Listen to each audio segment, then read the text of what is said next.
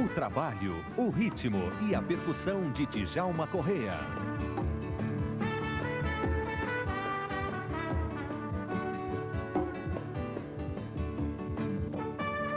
Ensaio, quinta, 11h30 da noite.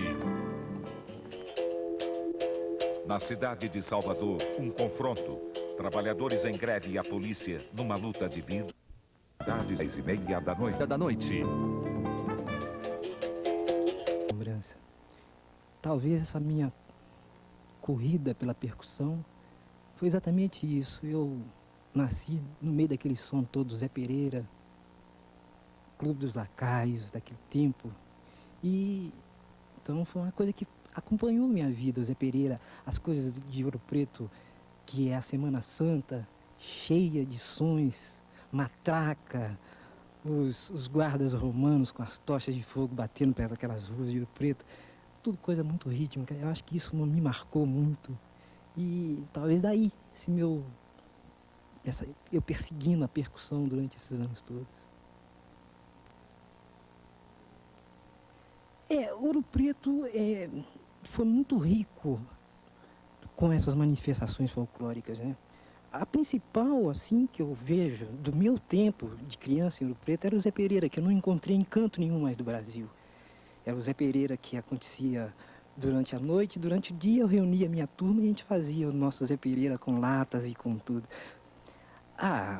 O Zé Pereira original é aquela coisa, são muitos homens, 50 homens tocando bombos, são bombos e caixas marciais.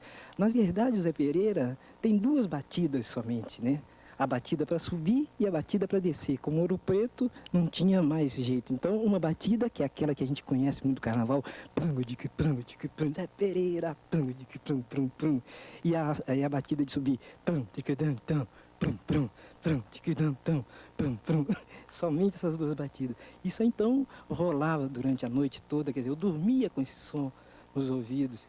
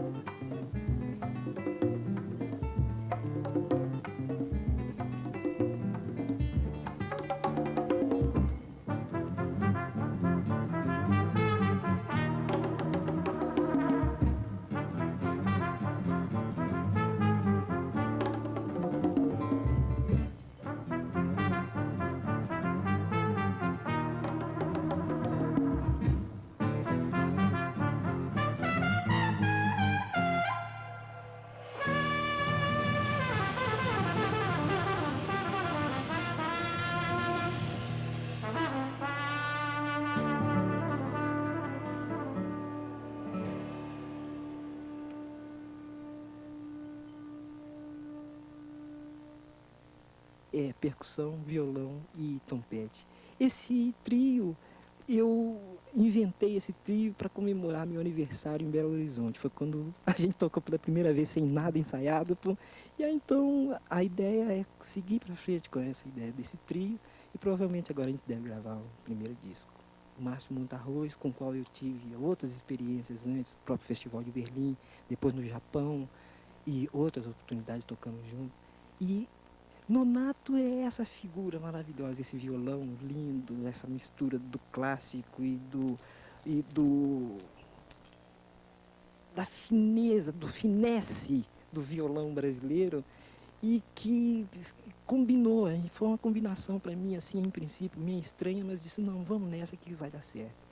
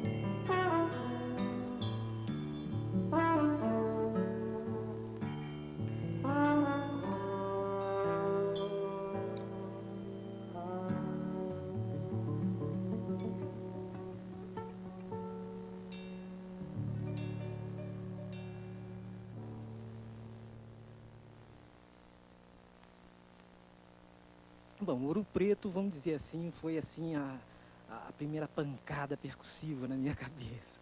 Daí eu saí de Ouro Preto, ainda bem menino, e fui para Belo Horizonte.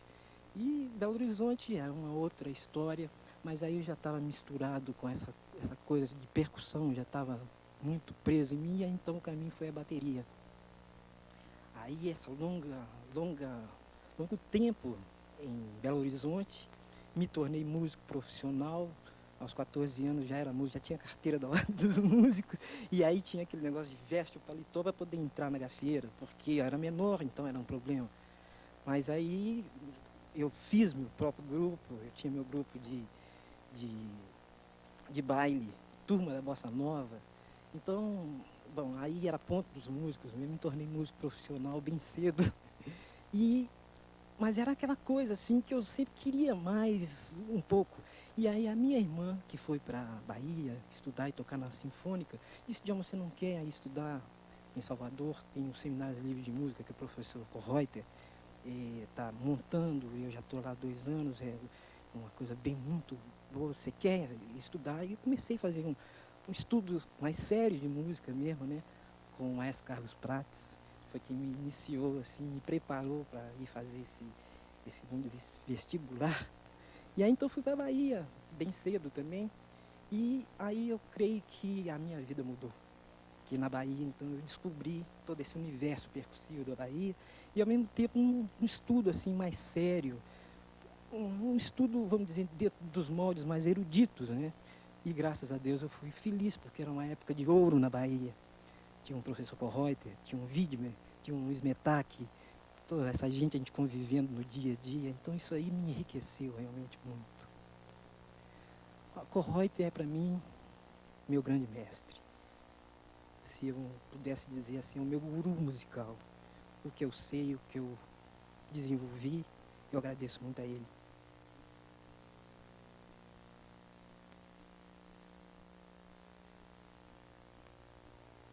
Bom, a coisa de inventar instrumento, a principal causa foi Smetak, porque Smetak era o grande inventor.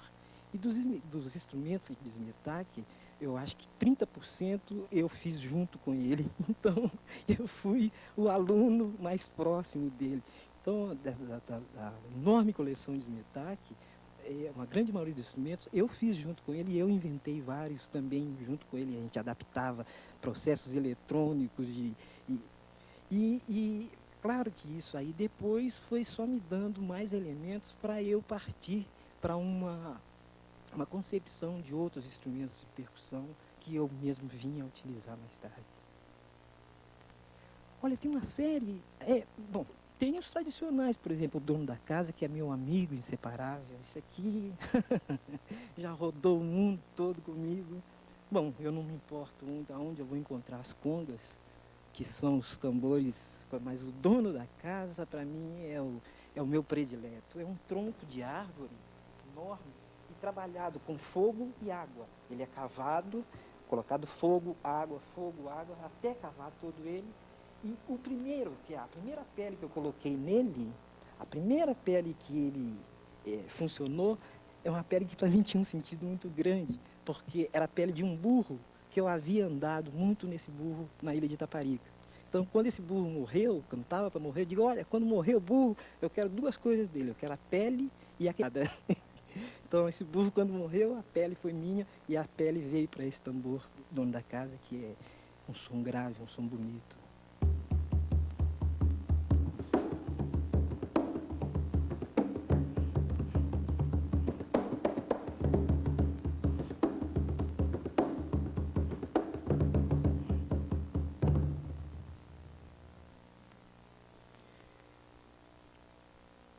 Esses também são os instrumentos assim de minha predileção.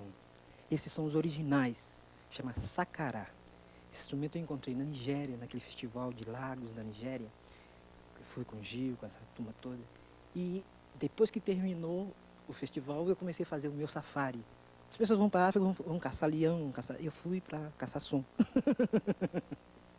Fiz o meu safari musical e então eu fui descobrindo coisas assim maravilhosas. Um deles foi esse, se chama sacará. É um instrumento normalmente tocado por mulheres. é um instrumento de cerâmica e a afinação dele é feita com as cunhas, essas cunhas laterais. Então vai se batendo nessas cunhas e vai se mudando a afinação. Eles usam desde um bem pequenininho até muito grande. Na Europa eles chamam isso de tambores étnicos, mas a verdade o nome dele é sacará.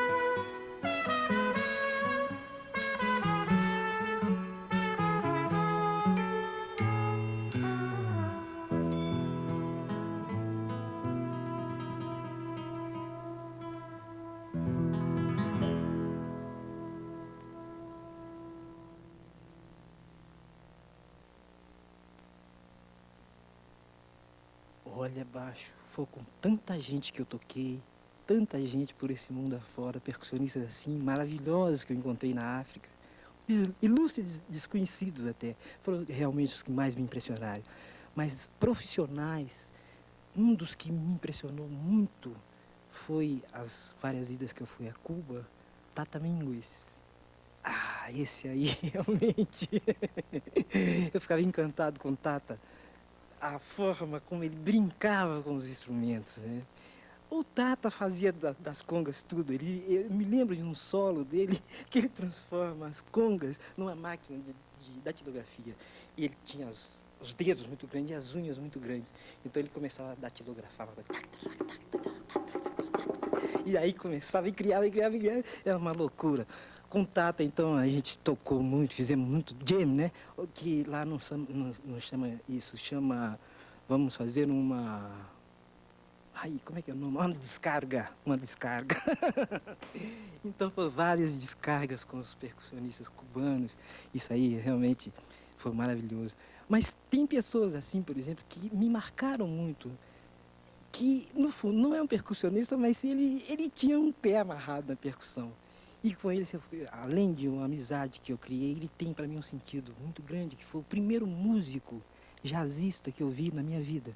Eu era menino ainda em Belo Horizonte, e aí eu vi que tinha um grupo que ia se apresentar na Rádio Guarani, que eu morava ali perto, na Rua Tupinambás, e fui ver quem era, Dizzy Gillespie. E eu me lembro, Gillespie cheio de lenços, tocando, suando, e nessa formação dele ficou marcado que tinha uma trombonista que chamava Melba, grávida, tocando trombone. Isso marcou na minha cabeça. E anos depois, eu sou convidado para um festival em Nova York, e quem é que eu encontro lá para tocar comigo? Não encontro Dizzy Gillespie. Então foi uma loucura. Daí fizemos uma amizade enorme. Eu fui várias vezes à casa dele, que é perto, Nova Jersey. E éramos assim um laço de amizade muito grande. Ele veio várias vezes aqui no Brasil, nos encontramos em outras situações. E aí ficou sempre aquela coisa, puxa, vamos fazer uma coisa junto. E sempre a gente marcando para fazer. Marcamos um encontro em Caracas, nós temos um amigo comum em Caracas que ia produzir esse disco. E o disco ia chamar Dizzy e Djalma Conalma. Conalma é um tema dele lindo, então o nome do disco era esse. Infelizmente, Dizzy se foi, mas eu me sinto assim na obrigação de fazer esse disco. Conalma, sem Dizzy.